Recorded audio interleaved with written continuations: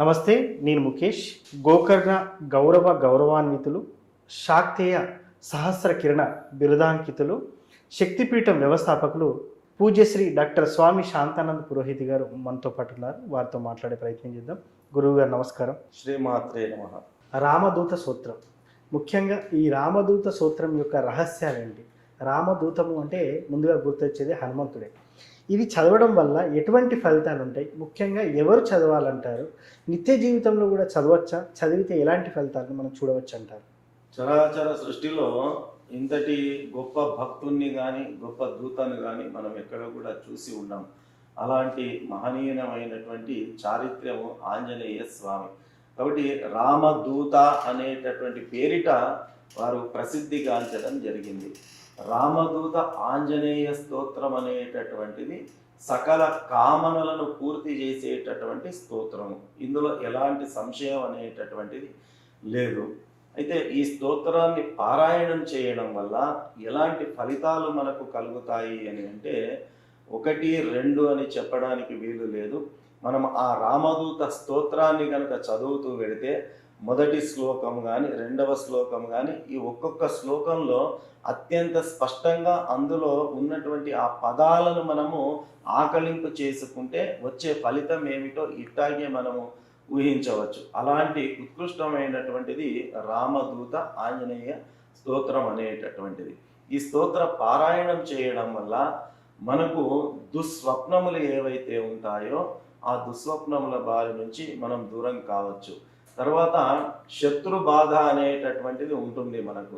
ఈరోజు రేపు ఉన్నటువంటి సమాజంలో మన పాలిట మనం ఏదో కార్యక్రమాలు మన పనులు మనం చేస్తూ ఉంటే కూడా మనల్ని అడ్డగించేటటువంటి వాడు ఆర్థికంగా కానీ మానసికంగా కానీ శారీరకంగా కానీ దెబ్బగొట్టి ఇబ్బంది పెట్టి ప్రయత్నం చేసే మార్గంలో ఉన్నటువంటి వాడు కోకొల్లలు ఉన్నారు ఈరోజు సమాజంలో.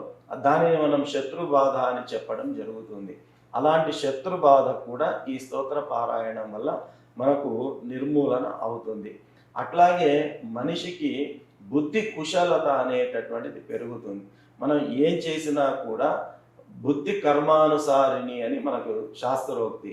కాబట్టి మనం చేసేటటువంటి పనులన్నీ కూడా ఆ బుద్ధి ఆధారంగానే జరుగుతుంటాయి. కాబట్టి ఆ సన్మతి, ఆ సద్బుద్ధి లేకపోతే ఏ సమయానికి ఏం చేయాలనేటటువంటిది అప్పటికప్పుడు స్ఫురణకు రావడం అనేటటువంటిది కూడా అతి ముఖ్యమైనటువంటి విషయము. అలాంటి మంచి స్ఫురణ మనకు కలగాలన్నా కూడా ఆ సద్బుద్ధి మన లోపల పెంపొందింపాలంటే కూడా ఈ స్తోత్ర పారాయణం వల్ల అది మనకు కలిగేటటువంటి అవకాశం ఉన్నది. అంతేకాకుండా ఆర్థికంగా ఏవైనా హెచ్చు తగ్గులు జీవితంలో అనుభవిస్తూ ఉంటే కూడా ఈ రకమైనటువంటి స్తోత్ర పారాయణం వల్ల మనం ఆ సమస్యలను కూడా అధిగమించేటటువంటి అవకాశం అనేటటువంటిది ఉంటుంది. తర్వాత నరదృష్టి, నరదోష అని చెప్పడం జరుగుతుంది. ఇలాంటివి కూడా ఎందుకంటే మనిషి యొక్క చూపు చాలా చెడ్డది అని చెబుతూ ఉంటారు. ఆ రకంగా కొందరి చెడు దృష్టి వల్ల సవ్యంగా సాగుతున్నటువంటి మార్గంలో కూడా ఇబ్బందులు కలిగేటటువంటి అవకాశం ఉంటుంది.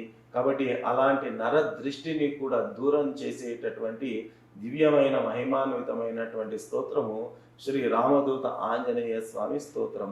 ఇలా చెబుతూ పోతే కొల్లలైనటువంటి లాభాలు, ఫలితాలు ఈ స్తోత్ర పారాయణం వల్ల మనకు ఉన్నాయి.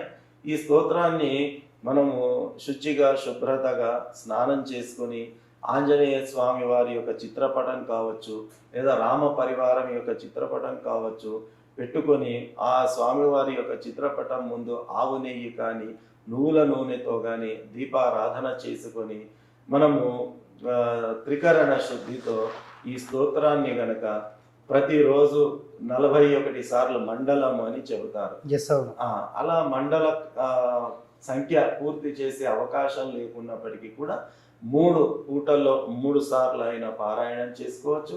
ఇప్పుడున్నటువంటి కాలమాన పరిస్థితుల్లో ఉద్యోగ ధర్మ నిర్వహణలో ఇతరత్ర పనుల్లో మనకు ఆ 3 పూటలు కూడా చేసుకునే అవకాశం లేని సందర్భంలో ఉదయం స్నానం చేసిన వెంబడే కానీ లేకపోతే మన పనులన్నీ పూర్తి చేసుకున్న తర్వాత సంధ్యా సమయంలో కానీ అలా రోజులో ఏ ఒక్క పూట అయినా కూడా మనము త్రికరణ శుద్ధితో ఈ స్తోత్ర పారాయణం కనుక చేసుకున్నట్టయితే ఇది వరకు మనం చెప్పుకున్నటువంటి ఫలితాలన్నీ కూడా ఆ సద్భక్తులు పొందేటటువంటి అవకాశం ఉంటుంది. సో ముఖ్యంగా సార్ చాలామంది చదవడానికి ఉంటారు, కొంతమంది వినడానికి ఉంటారు. మరి చదివిన ఒకే ఫలితాన్ని మనం చూడవచ్చు అంటారా ఇలాంటి క్రమంలో? అంటే ఇక్కడ చదవడము అనేటటువంటిది అత్యంత ముఖ్యమైనటువంటి విషయం. ఇప్పుడు ఏదైనా ఒక పదార్థం ఉంది అనుకోండి, ఆ పదార్థాన్ని మనం తింటేనే మన కడుపు నిండుతుంది. వాళ్ళు తింటుండగా మనం చూస్తూ ఉన్నాం అనుకోండి, తినేవాడి కడుపు నిండుతుంది కానీ మనకు ఎలాంటి ప్రయోజనము ఉండదు. అలాగే వింటే కూడా ఫలితం అనేటటువంటిది ఉంటుంది, లేదు అని చెప్పడానికి వీలు లేదు. ఎందుకంటే శాస్త్రంలో అది కూడా చెప్పారు, శృణ్వన్ తపః అనేటటువంటి మాటను మనకు చెప్పారు. వినడం కూడా ఒక గొప్ప తపస్సుతో సమానము అనేటటువంటి విషయాన్ని చెప్పారు. ఏదో మామూలుగా మనం ఫోన్లో కానీ ఇతరత్ర యూట్యూబుల్లో కానీ అట్లా వినడం కంటే కూడా స్వయంగా మనం ఉచ్చరించి ఆ పారాయణం చేయడం వల్ల ద్విగుణీకృతమైనటువంటి సత్వరమైనటువంటి ఫలితాలు పొందేటటువంటి అవకాశం ఉంటుంది. కాబట్టి మనం వ్యక్తిగతంగా మనం పారాయణం చేయడం అనేటటువంటిదే అత్యంత శ్రేయోదాయకమైనటువంటి విషయం. 41 రోజులు ఈ మంత్రాన్ని అయితే చదవమని చెప్పారు గురుగారు. మరి ఈ 41 రోజులు ఒక పటం పెట్టుకొని చదవమని అయితే చెప్పారు ఇందాక. మరి చదివే ముందు కానీ చదివి అయిపోయిన తర్వాత కానీ కొబ్బరికాయ లాంటిది ఏమైనా స్టార్టింగ్ కొట్టాలా? అదేవిధంగా ఇలాంటి మాండలిక దీక్షలో ఉన్నప్పుడు మనం ప్రతిరోజు నైవేద్యం లాంటిది ఏమైనా పెట్టాలా? కొంతమంది బ్యాచులర్గా ఉంటారు, ఆధ్యాత్మిక జీవితాన్ని గడిపే వాళ్ళు ఉంటారు, కానీ అక్కడ రూమ్లో పరిస్థితులు అనుకూలించిన వారు డైరెక్ట్ రోజు గుడికి వెళ్ళి చదవచ్చు అంటారా? మీరేం చెప్తారు? చిన్న వివరణ. మన ధర్మంలో భక్తి అనేటటువంటిది అత్యంత సరళీకృతమైనటువంటిది. ఇది మనస్సుకు సంబంధించినటువంటి విషయం, చిత్తశుద్ధికి సంబంధించినటువంటి విషయం. కాబట్టి 41 రోజులు పారాయణం చేయాలన్న ఒక మండల దీక్ష చేపట్టినప్పుడు ఏదైనప్పటికీ కూడా సంకల్పం అనేటటువంటిది అత్యంత ముఖ్యమైనటువంటిది. కాబట్టి మొదటిసారి ప్రారంభం చేసేటప్పుడు బ్రాహ్మణోత్తముల ద్వారా ఆ యొక్క సంకల్ప పూజ చేసుకొని స్తోత్రాన్ని ప్రారంభించడం అనేది అత్యంత విశేషమైనటువంటిది.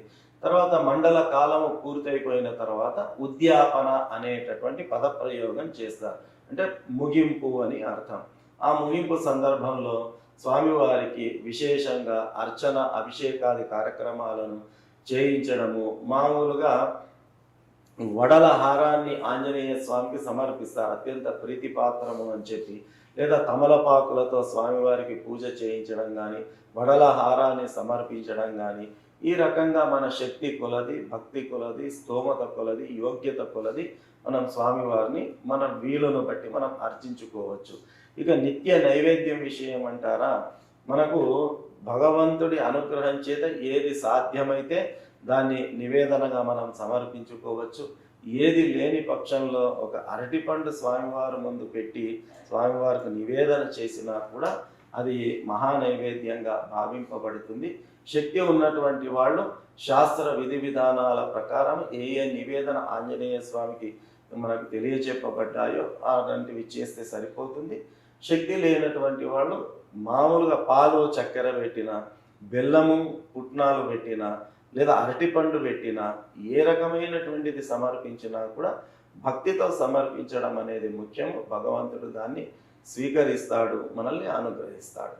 ఎస్, ముఖ్యంగా ఈ స్తోత్రం ఎలా చదవాలి, ఎలా చదవడం వల్ల ఎలాంటి ఫలితాలు కలుగుతాయి, ముఖ్యంగా ఈ స్తోత్ర పఠనం వల్ల కలిగే ఫలితాల గురించి చాలా చక్కగా చెప్తున్నారు గురువుగారు. ధన్యవాదాలు. శ్రీమాత్రే నమః.